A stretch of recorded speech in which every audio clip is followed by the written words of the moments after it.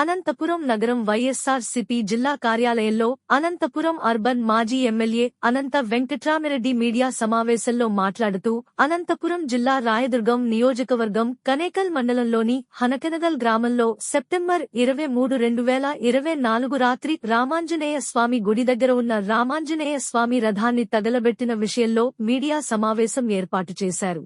హనకనగల్ గ్రామంలో ఉన్న ఈశ్వర్రెడ్డి హనుమంతరెడ్డి మొదలగు వారి ఇద్దరి మధ్య వ్యక్తిగత తగాదాలతో హనుమంత్ రెడ్డి మీద కోపంతో ఈశ్వర్రెడ్డి రామాంజనేయ స్వామి రథానికి పెట్రోల్ పోసిని పంటిచ్చాడు.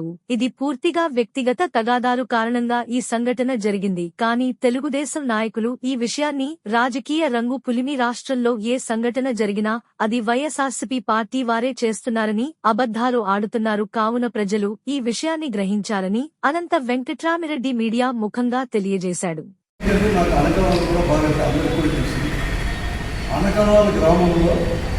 రాజకీయ పార్టీలుగా విడిపోయేదానికంటే కూడా గ్రూపులుగా ఒక 2-3 గ్రూపులుగా కూడా విడిపోయింది. ఈరోజే కాదు, మొదటి నుంచి కూడా కూడా చాలా సంవత్సరాల నుంచి కూడా వస్తున్నటువంటి కూడా ఆ గ్రామంలో కూడా అనేకమైన సంఘటనలు కూడా గతంలో కూడా జరిగి ఉండేవి. గ్రూపుల ప్రకారం పార్టీల గతంగా కూడా ఒకే పార్టీలోనే కూడా జరిగిన సంఘటనలు చాలా కోపంలో కూడా అందరూ కూడా మేము కూడా అటువంటి దగ్గరే మరీ ముఖ్యంగా మూలింటి వారు మీరు కూడా వైఎస్ఆర్ కాంగ్రెస్ పార్టీ గట్టి మద్దతుదారులు.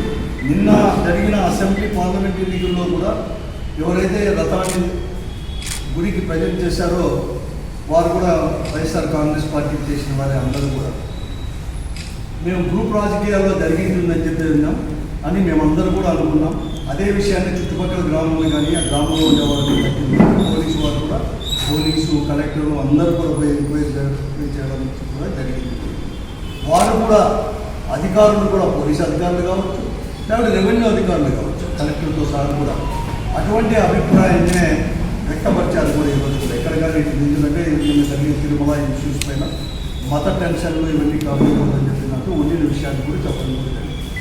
అంతేకాకుండా స్వయంగా కూడా స్థానిక శాసనసభ్యులు కూడా రాయదుర్గం శాసనసభ్యులు కూడా స్థానిక శాసనసభ్యులు కూడా ఆ గ్రామాన్ని సందర్శించి అందరితో కూడా అన్నీ కూడా మాట్లాడి బహిరంగంగానే పత్రికా ప్రకటన కూడా చేయడం కూడా జరిగింది. ఇవన్నీ చాలా స్పష్టంగా కూడా ఇదైతే నిన్న జరిగిన దుర్దృష్ట సంఘటన అని చెప్తూనే ఇదైతే నేను ఎవరో చేసిందని చెప్పను, వ్యక్తిగతంగానో లేకపోతే వ్యక్తిగతమైన కక్షల వల్ల జరిగింది కానీ రాజకీయ పార్టీల ప్రమేయం లేదని చెప్పేసి నేను భావిస్తూ ఉన్నాను.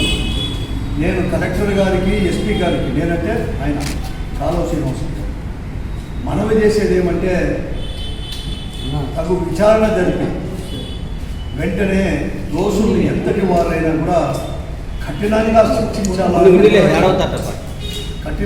శిక్షించాలని కూడా చెప్పడం జరిగింది. కూడా నేను కూడా తప్పకుండా కూడా అలానే చేస్తానని చెప్పి అందరూ అనుకున్నారు.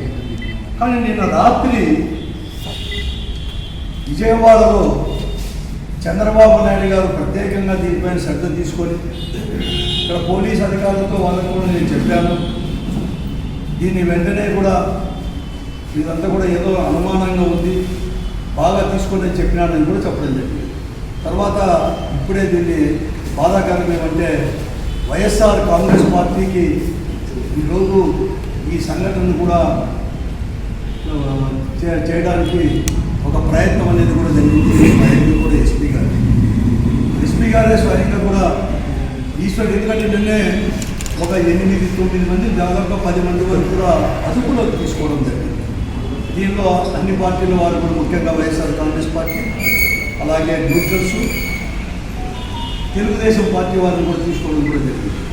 దాంట్లో ఒక ఈశ్వర్రెడ్డి గారు, జీవానందరెడ్డి, రామకృష్ణారెడ్డి, కేశవరెడ్డి, చిన్న యనిస్వామిరెడ్డి, హరినాథరెడ్డి, ఎస్కే అనిల్, పాటిల్ శివరాజ్, నవీన్ వీరే కాకుండా ఇంకా 1-2 మంది కూడా అన్ని పార్టీల వాళ్ళు న్యూట్రల్స్ కూడా తీసుకోవడం కూడా జరిగింది.